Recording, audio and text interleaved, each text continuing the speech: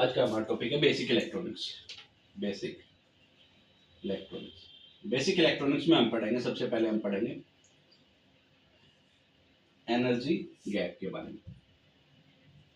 Energy gap के बारे में जैसा कि हम जानते हैं, एक होता है कंडक्शन बैंड, इसको बोलते हैं कंडक्शन बैंड, और एक होता है वैलेंस बैंड। एक होता है कंडक्शन बैंड और एक होता है वैलेंस बैंड। जब Ag की value greater than 5 electron volt हो तो वो काम करता है एज ए इंसुलेटर। जब Ag की value greater than 5 electron volt हो तो वो काम करता है एज ए इंसुलेटर। और जब Ag की वैल्यू less than equal to 5 electron volt हो तो वो काम करता है एज ए सेमीकंडक्टर। और जब एनर्जी गैप की वैल्यू ओवरलैप करे, जब वैलेंस बैंड और कंडक्शन बैंड ओवरलैप करे तो valence band and conduction band, तो उसमें क्या हुआ, उस केस में हम कहेंगे मेटल्स। और ओवरलैपिंग की वजह से ये एग्जिबिट करता है पीटीसी, मतलब रेजिस्टेंस बढ़ती है टेम्परेचर के बढ़ाने के साथ। सेमीकंडक्टर्स में क्या होता है, एनटीसी, रेजिस्टेंस घटती है टेम्परेचर घटाने के साथ। इंसुलेटर्स में भी क्या होता है, रेजिस्टेंस घटती है टेम्परेचर घटाने के साथ। ये होता है एनर्जी गैप।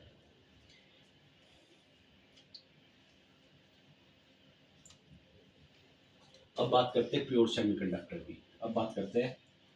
प्योर सेमीकंडक्टर में ये कंडक्शन बैंड और ये वैलेंस बैंड। तो प्योर सेमीकंडक्टर में क्या होता है, प्योर सेमीकंडक्टर में होता है no electron can stay in an energy gap. इस एनर्जी गैप में कोई इलेक्ट्रॉन स्टे नहीं करता, कोई भी इलेक्ट्रॉन यहाँ नहीं होता, इलेक्ट्रॉन एनर्जी गैप में नहीं होता। ठीक है, कोई इलेक्ट्रॉन एनर्जी गैप में नहीं होता इन प्योर सेमीकंडक्टर। ठीक है, but electrons can stay in, but जो एक्सट्रिंसिक सेमीकंडक्टर होते हैं, एक्सट्रिंसिक सेमीकंडक्टर जिसमें पी टाइप या एन टाइप जो सेमीकंडक्टर होते हैं, उसमें क्या होता है, electron can stay in energy gap. Electron इस गैप में रह सकता है। पी टाइप और एन टाइप सेमीकंडक्टर में इलेक्ट्रॉन रह सकता है एनर्जी गैप में। प्योर सेमीकंडक्टर में कोई भी इलेक्ट्रॉन नहीं होता सेमीकंडक्टर में। तो एनर्जी गैप की वैल्यू देख, एनर्जी गैप टेम्परेचर के साथ क्या होता है, एनर्जी गैप टेम्परेचर के साथ घटता है। एनर्जी गैप टेम्परेचर बढ़ाने पे घटता है, बीटा नॉट टी। तो energy gap is inversely proportional to temperature. ठीक है, अब जर्मेनियम के केस में देख लेते हैं और सिलिकॉन के केस में देख लेते हैं। एनर्जी गैप 0 केल्विन पे और एनर्जी गैप 300 केल्विन, मतलब रूम टेम्परेचर। 0. जो वैल्यूज होती है वो याद रखनी है इनकी। 0.78 इलेक्ट्रॉन वोल्ट, इसकी होती है 0.78 इलेक्ट्रॉन वोल्ट, इसकी होती है 0.72 इलेक्ट्रॉन वोल्ट, इसकी होती है 1.21 इलेक्ट्रॉन वोल्ट, इसकी होती है 1.12 इलेक्ट्रॉन वोल्ट। ठीक है, एनर्जी गैप टेम्परेचर के साथ घटता है। Energy easy naught B naught beta naught क्या होता है, एक मटेरियल कांस्टेंट होता है। ये क्या कहलाता है, इसको मटेरियल कांस्टेंट बोलते हैं इसको। ठीक है, इसको बोलते हैं मटेरियल कांस्टेंट। और इसकी यूनिट पूछे तो क्या होगी, इसकी यूनिट होगी इलेक्ट्रॉन वोल्ट पर केल्विन। इलेक्ट्रॉन वोल्ट होती है इसकी यूनिट, इसकी भी इलेक्ट्रॉन, तो केल्विन से केल्विन करना चाहिए, तो इसकी यूनिट होगी इलेक्ट्रॉन वोल्ट पर केल्विन। ये एक मटेरियल का कांस्टेंट होता है। मेटल्स की जब हमने बात करी, मेटल्स में क्या होता है, एट जीरो केल्विन, मेटल्स में क्या होता है एट जीरो केल्विन, मेटल्स में क्या होता है एट जीरो केल्विन।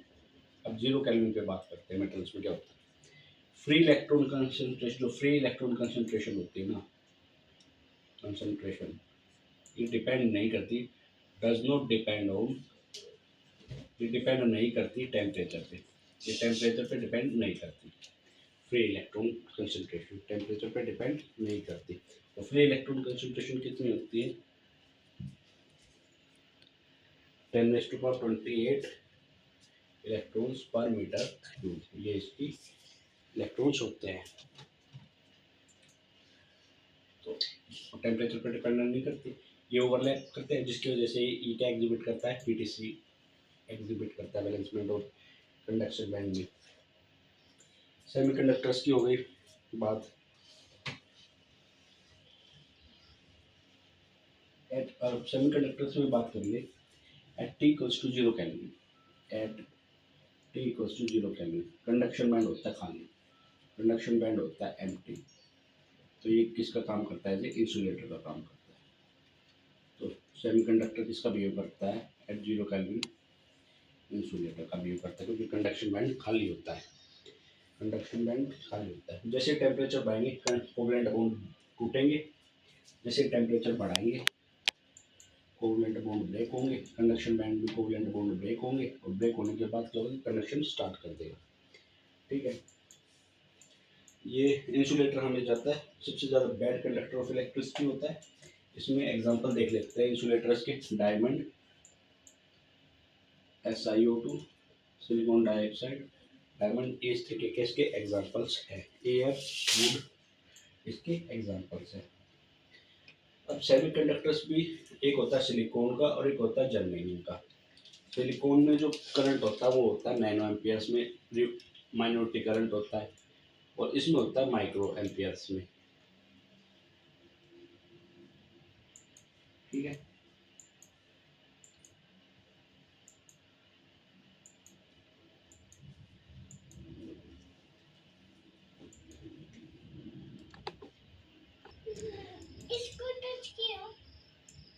तो हमने पढ़ा था सिलिकॉन में नैनो एम्पियर का करंट होता है, जर्मेनियम में माइक्रो एम्पियर का करंट होता है। हाई टेम्परेचर पे सिलिकॉन काम कर सकता है, हाई टेम्परेचर पर काम कर सकता है, स्मॉल रिवर्स सैचुरेशन करंट होता है। और थर्ड एक और प्रॉपर्टी इसके बारे में हम जानते हैं, हाई पावर हैंडल कर सकता है, high power handling, power handling, इसकी पावर हैंडलिंग में जानते हैं। इसके डिसएडवांटेज क्या है, इसके डिसएडवांटेज एक ही है कि इसकी कंडक्टिविटी लेस होती है एज कम्पेयर टू जर्मेनियम, इसकी कंडक्टिविटी लेस होती है as compare to germanium, compare to germanium. ये इसके डिसएडवांटेज है। ठीक है, ये इसके डिसएडवांटेज है। वो कंडक्टिविटी बढ़ती है by, conductive increases by 6% in germanium for 1 degree Celsius. 1 degree Celsius temperature rise होने पर कंडक्टिविटी 6% बढ़ती है, और conductive increases by 8% in case of silicon, silicon में 8% बढ़ती है। अब पढ़ते हैं मेटल्स में जो होता है, मेटल्स और सेमीकंडक्टर। मेटल्स में जो करंट होता है ना, वो इलेक्ट्रॉन्स के कारण होता है, खाली इलेक्ट्रॉन्स के कारण होता है। तो इसमें जो इसकी जो मतलब कंडक्टिविटी होगी वो होगी NQ/μN। और सेमीकंडक्टर्स में करंट होता है होल्स प्लस इलेक्ट्रॉन्स के कारण, तो इसकी कंडक्टिविटी होगी NQ/μN प्लस में PQ/μP, ये इसकी कंडक्टिविटी हो जाएगी। और इसमें ड्रिफ्ट करंट, इसमें drift plus diffusion current flow करता है, इसमें drift plus diffusion current flow करता है, और इसमें खाली ड्रिफ्ट करंट फ्लो करता है, इसमें खाली ड्रिफ्ट करंट फ्लो करता है। ये हो गया बेसिक्स ऑफ, बेसिक्स होंगे हमारे सेमीकंडक्टर्स के। अब नेक्स्ट पढ़ते हैं, अब पढ़ते हैं जैसे हमने पढ़ा था, एक होता है सेमीकंडक्टर्स के बारे में। सेमीकंडक्टर एक होता है इंट्रिंसिक, एक होता है एक्सट्रिंसिक। एक मास एक्शन लॉ में पढ़ा था NP=NI², इतना मास एक्शन लॉ क्या था, ये मास एक्शन लॉ। ठीक है, अब इंट्रिंसिक से एक्सट्रिंसिक बनाना तो क्या करेंगे, डोपिंग करेंगे। डोपिंग में जो कंसंट्रेशन होगी, डोपिंग की जो एटम का साइज होगा सेम होगा जो इंट्रिंसिक के होगा, तब जाके एक्सट्रिंसिक होगी। अब इसमें अगर मान लो पी टाइप इम्प्योरिटी ऐड करते हैं और एन टाइप, पी टाइप में हम करते हैं गैलियम,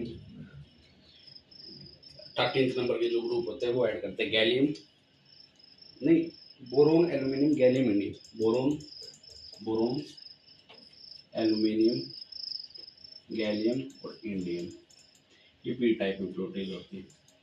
एन टाइप इम्प्योरिटीज होती है arsenic, antimony, bismuth, phosphorus, arsenic, antimony, bismuth, ये होती है एन टाइप इम्प्योरिटीज। ये ऐड करने से एन टाइप पेंटावेलेंट इम्प्योरिटीज होते हैं, इनको बोलते हैं pentavalent. Pentavalent impurity atom add करने से एन टाइप सेमीकंडक्टर बनता है, और ट्राइवेलेंट ऐड करने से ट्राइवेलेंट प्रोटीन ऐड करने से पी टाइप सेमीकंडक्टर बनता है। ठीक है, अब बात करते हैं डिप्लीशन लेयर की। मान लो फॉरवर्ड बायस है, ये पी एन जंक्शन है, ये पी ये एन, ये फॉरवर्ड बायस है, पी को पॉजिटिव से, ये फॉरवर्ड बायस है। ठीक है, फॉरवर्ड बायस में क्या होगा, डिप्लीशन विड्थ घटेगी, डिप्लीशन विड्थ रेड्यूसेस। और रिवर्स बायस में क्या होगा, रिवर्स बायस में depletion width increases, depletion width बढ़ेगी। डिप्लीशन विड्थ में होता क्या है, इस डिप्लीशन विड्थ को हम अलग अलग नाम से जानते हैं।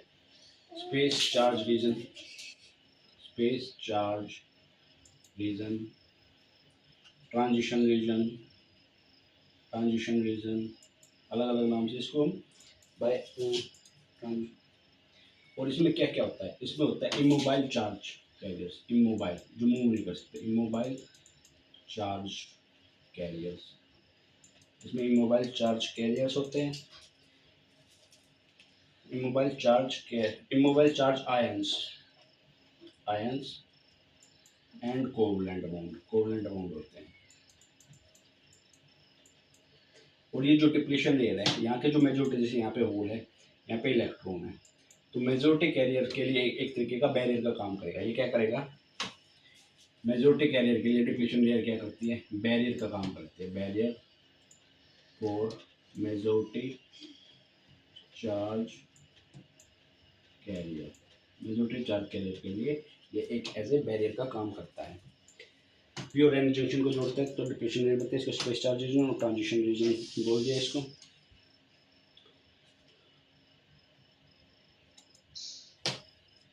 और जो इसमें फॉरवर्ड करंट फ्लो करता है आई एफ, इस टाइम फॉरवर्ड बायस में होता है आई नोट ई की power B D by N beta T minus के 1।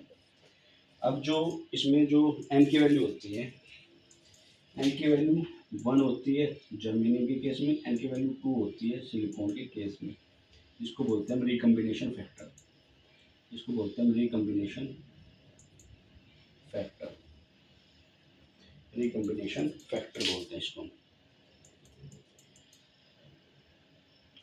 दो करंट हमने पढ़े थे, डिफ्यूजन करंट और ड्रिफ्ट करंट। डिफ्यूजन करंट होता है मेजॉरिटी चार्ज के, और ड्रिफ्ट, अब जो से दो करंट पढ़े थे हमने इस सेमीकंडक्टर में, दो करंट होते हैं, ड्रिफ्ट करंट और डिफ्यूजन करंट, जो हम पढ़ चुके हैं।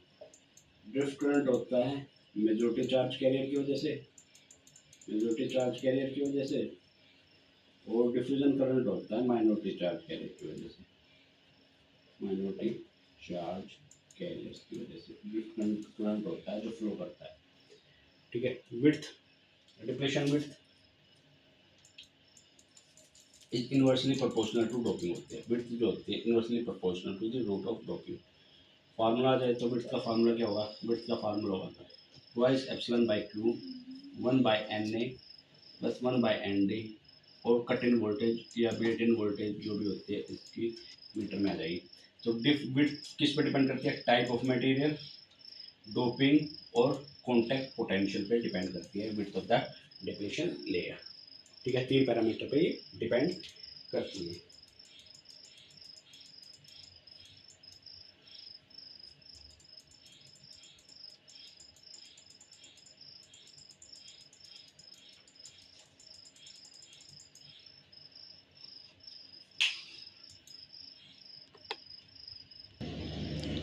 अब पढ़ते हैं रेक्टिफायर्स के। रेक्टिफायर क्या होते हैं, रेक्टिफायर्स होते हैं जो एसी को पल्सेटिंग डीसी में कन्वर्ट कर देते हैं। किसमें कन्वर्ट कर देते हैं, एसी को पल्सेटिंग डीसी में। हाफ वेव रेक्टिफायर होगा तो ये आउटपुट आ जाएगी, फुल वेव होगा तो ये आउटपुट आ जाएगी। ठीक है, ये हाफ वेव रेक्टिफायर, ये फुल वेव रेक्टिफायर। तो ये क्या करता है, एसी को पल्सेटिंग डीसी में कन्वर्ट करता है। टाइप्स कितने टाइप्स के होते हैं, ये होते हैं 2 टाइप्स। एक होता है हाफ वेव रेक्टिफायर और एक होता है full wave rectifier. Full wave rectifier 2 type के होते हैं, एक centre tap full wave rectifier, और एक है ब्रिज फुल वेव रेक्टिफायर। ठीक है, अब इनकी कुछ प्रॉपर्टीज पढ़ लेते हैं, क्या क्या इनकी प्रॉपर्टीज है।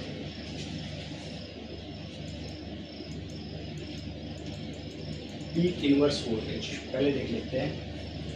पीक इनवर्स वोल्टेज ये होती है मैक्सिमम वोल्ट। जैसे हाफ वेव रेक्टिफायर में एक डायोड होता है, 1 डायोड, सेंटर टाइप में 2 डायोड, और ब्रिज फुल वेव रेक्टिफायर में 4 डायोड।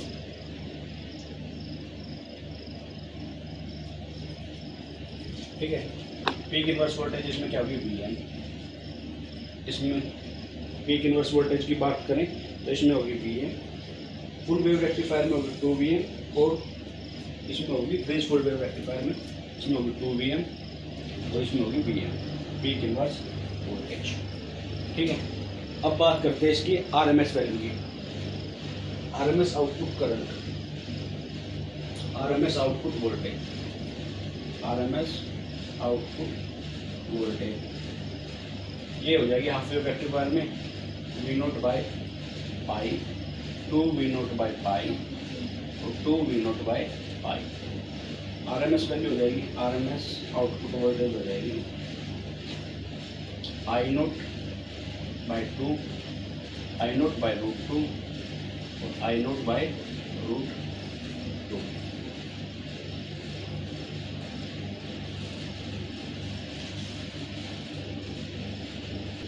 अब बात करते हैं रिपेल फैक्टर।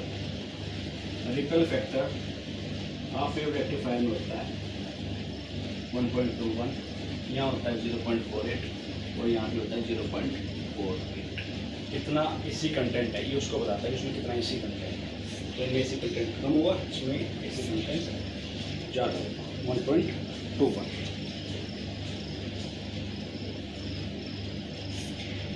और अगर रिपेल फैक्टर का फार्मूला पूछ ले तो क्या होता है, अगर रिपेल फैक्टर का फार्मूला पूछ ले तो IRMS अपॉन IDC का होल स्क्वायर -1 होता है रिपेल फैक्टर।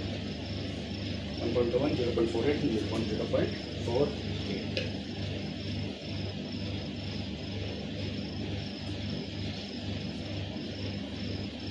एफिशिएंसी की बात कर लें। एफिशिएंसी आउटपुट बटे इनपुट, इसमें होती है 40.6, इसमें होती है 81.2%, और इसमें भी होती है 81.2%।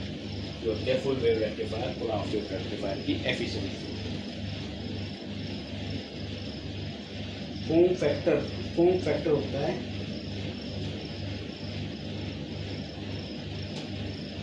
Form factor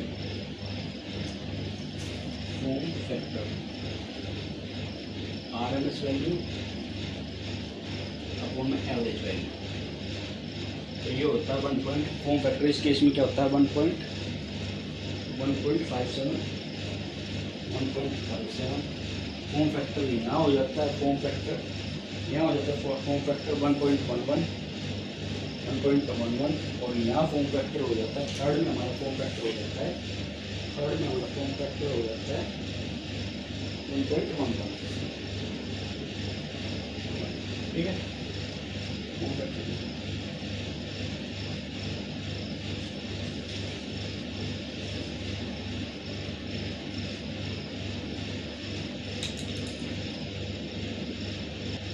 frequency half frequency output frequency क्या हो जाती है, इसमें आउटपुट फ्रीक्वेंसी हो जाएगी इनपुट फ्रीक्वेंसी के सेंटर टाइप में हो जाएगी twice of input frequency. Bridge rectifier में क्या हो जाएगी ट्वाइस ऑफ इनपुट फ्रीक्वेंसी। ये इनकी इनपुट फ्रीक्वेंसी होगी। ये हमने कंपैरिजन कर लिया तीनों चार्ट्स को। ठीक है। तो हमने पूरे तीनों चार्ट्स में क्या देखा, हाफ वेव रेक्टिफायर में पीक इनवर्स वोल्टेज क्या होगी Vm। हाफ वेव रेक्टिफायर में पीक इनवर्स वोल्टेज क्या होगी Vm, और फुल वेव रेक्टिफायर में पीक इनवर्स वोल्टेज क्या होगी, अगर सेंटर टैप होगा तो 2Vm, और ब्रिज होगा तो Vm।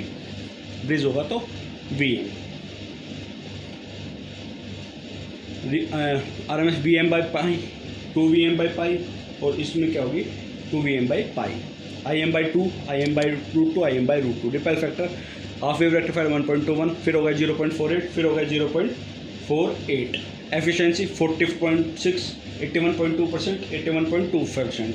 फॉर्म फैक्टर 1.57, 1.11 और 1.11। ठीक है। आउटपुट फ्रीक्वेंसी इनपुट फ्रीक्वेंसी में हाफ वेव रेक्टिफायर इनपुट में F1 में 2 इनपुट फ्रीक्वेंसी, और ब्रिज फुल वेव में 2 ऑफ द इनपुट फ्रीक्वेंसी। ये हो गया रेक्टिफायर। अब पढ़ते हैं फिल्टर। फिल्टर चार टाइप के होते हैं। फिल्टर होते हैं 4 टाइप के। फिल्टर का काम क्या होता है? फिल्टर का काम क्या होता है?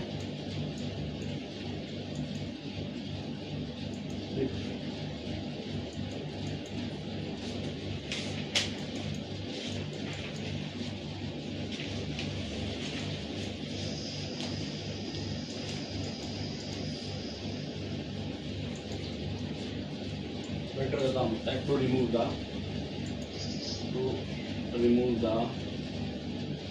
repel from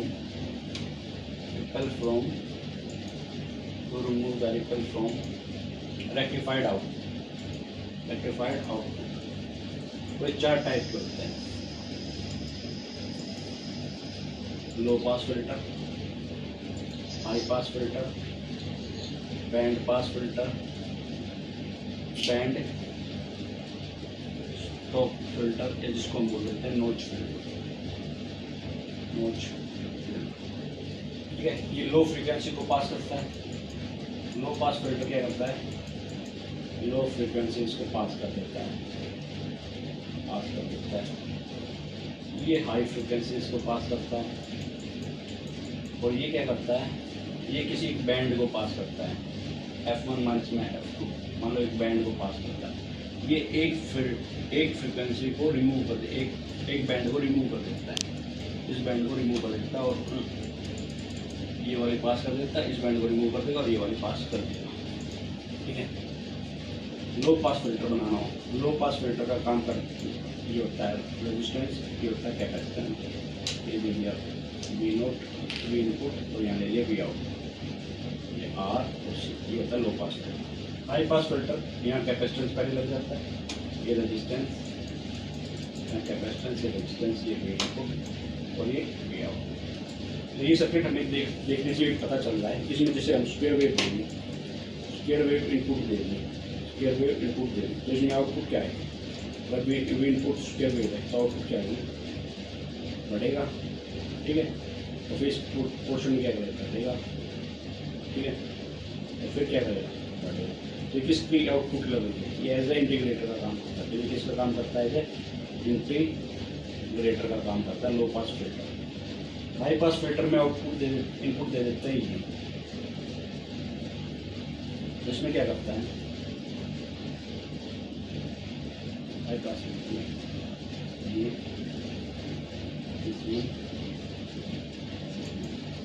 ये किसके ये इनपुट है तो ये आउटपुट। ये किसका काम कर रहा है? ये डिफरेंशिएटर का काम कर रहा है। ये डिफरेंशिएटर का काम करता है। ठीक है, बैंड पास फिल्टर हम रेडियो फ्रीक्वेंसीज के लिए यूज़ करते हैं। किसके लिए यूज़ करते हैं? रेडियो फ्रीक्वेंसीज के लिए, क्योंकि एक बैंड की फ्रीक्वेंसी हमें सिलेक्ट करनी होती है। जैसे 50 हर्ट्ज पे हमिंग नॉइज आ रही है तो उस फ्रीक्वेंसी को रिमूव करना हो तो हम बैंड स्टॉप फिल्टर का यूज़ करते हैं। हमिंग नॉइज आ रही है तो उसको रिमूव करने के लिए बैंड स्टॉप या नॉच फिल्टर का हम यूज़ करते हैं। ये रेक्टिफायर की आउटपुट पे लगा होता है। ठीक है, अब इसमें कुछ पॉइंट्स देख लेते हैं। अब कैपेसिटेंस आ गया। अगर इसमें कैपेसिटेंस का रोल है तो एक्सी देख लेते हैं। एक्सी क्या होता है? 1/2 पाई FC। डीसी पे क्या करेगा? शॉर्ट हो जाएगा, तो जितनी इनपुट है वो आउटपुट पे आ जाएगी। लो फ्रिक्वेंसी पे शॉर्ट हो गया तो इनपुट आउटपुट ये लो पास फिल्टर का काम कर दे। और ऐसे इसमें डीसी पे ये शॉर्ट हो गया तो सारी की सारी आउटपुट रेजिस्टेंस के अक्रॉस आ जाएगी। ठीक है, तो हाई पास नहीं हुआ। ठीक है, ये होगा डीसी पे। कैपेसिटेंस का बिहेवियर देख लेते हैं और इंडक्टेंस का बिहेवियर। कैपेसिटेंस के बिहेवियर की बात करेंगे। कैपेसिटेंस डीसी पे क्या काम करता है? डीसी पे F की वैल्यू 0 तो XC infinite, XP infinite, current 0 से के बाद शॉर्ट सर्किट का काम करेगा। हाई फ्रिक्वेंसी AC पे ये ओपन सर्किट का काम करेगा। ऐसे ही इंडक्टर का देख लेंगे। ठीक है, अब इनमें एक रेजोनेटिव कुछ न्यूमेरिकल भी आ जाता है। इसमें जो क्रिटिकल फ्रीक्वेंसी होगी वो क्या होगी? क्रिटिकल फ्रीक्वेंसी FC होगी 1/2 पाई RC। या यहाँ से आ जाएगी क्रिटिकल फ्रीक्वेंसी। ठीक है, जिस फ्रीक्वेंसी पे ये ऑपरेट करेगा। ठीक है, तो लो पास फिल्टर क्या करता है, पावर सप्लाई करता है स्मूथली, पावर सप्लाई कर देता है स्मूथली पावर सप्लाई कर देता है स्मूथली। नॉइज रिडक्शन करता है at high frequency, at high frequency पे नॉइज रिडक्शन करनी हो, noise reduction of high frequency करनी हो तो लो पास फिल्टर। ठीक है, ये पावर ट्रांसफर करता है स्मूथली।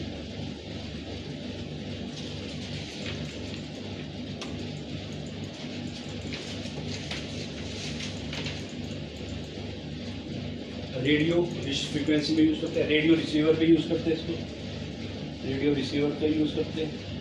और सिग्नल्स में किसका यूज़ करते हैं, रेडियो रिसीवर का यूज़ करते हैं इसमें। और सिग्नल सिलेक्शन में किसका यूज़ करते हैं, सिग्नल सिलेक्शन में भी बैंड पास फिल्टर यूज़ करता है। रेडियो रिसीवर सिग्नल इसमें बैंड पास फिल्टर का यूज़ करते हैं। ठीक है, ठीक है। रिमूव 50 हर्ट्ज पे हम नॉइस उसका करते हैं। ऑडियो फिल्टरिंग करनी हो, ऑडियो को फिल्टर करना हो, बैंड ऑडियो फिल्टर करनी हो तो बैंड स्टॉप फिल्टर या नॉइस फिल्टर का यूज़ किया जाता है। ठीक है, कैपेसिटेंस का बिहेवियर देख लिया, इंडक्टेंस का बिहेवियर देख लेते हैं। इंडक्टर क्या होता है, XL equals to 2πfl। DC पे एफ की वैल्यू क्या होगी, 0, एफ की वैल्यू 0 तो एक्सएल की वैल्यू 0, तो ये शॉर्ट का काम करेगा, शॉर्ट सर्किट। और एट हाई फ्रीक्वेंसी पे क्या काम करेगा, ओपन सर्किट। ये हो गया फिल्टर हमारा पूरा। ठीक है,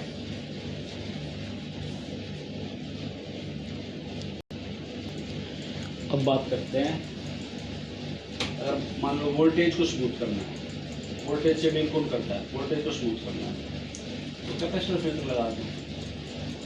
कैपेसिटर फिल्टर, करंट को स्मूथ करना है, करंट सेटिंग इंडक्टर, तो इंडक्टर फिल्टर लगा दो। इंडक्टर फिल्टर लगा दो। ठीक है, अगर बेटर फिल्टर, अब हम कहें कि सबसे बेटर फिल्टर कौन सा है, अगर हम बोल दें कि भाई सबसे बेटर फिल्टर कौन सा है, बेटर फिल्टर की बात करें तो LC filter, LC filter better filter, LC filter better filter है। ठीक है, और बेस्ट स्मूथिंग कौन देगा, लेकिन अगर बेस्ट करें, बेस्ट स्मूथिंग कौन देगा, बेस्ट स्मूथिंग देगा पाई फिल्टर, पाई फिल्टर बेस्ट स्मूथिंग। ये हो गया हमारा फिल्टर तक का कंप्लीट। अब अपना है स्पेशल पर्पस डायोड।